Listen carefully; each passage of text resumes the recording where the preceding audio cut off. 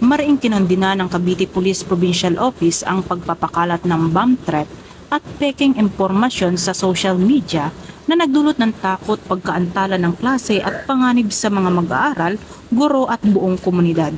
Ayon sa Cavite Police Provincial Office, sa pamamagitan ng mabilis na koordinasyon ng Bacoor Component City Police Station at ng Cavite Provincial Anti-Cybercrime Response Team, agad na natukoy at naaresto ang suspect.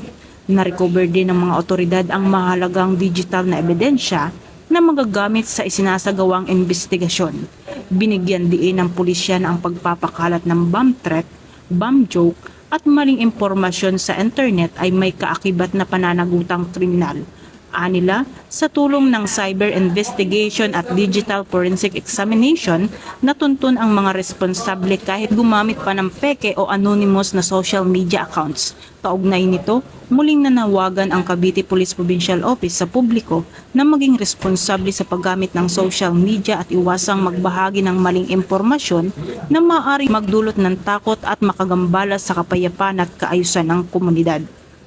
Mula dito sa Campo Crame, ako ang inyong PNN correspondent, Patrolwoman Dara Palogme, alagad ng batas, tagataguyod ng balitang pulis.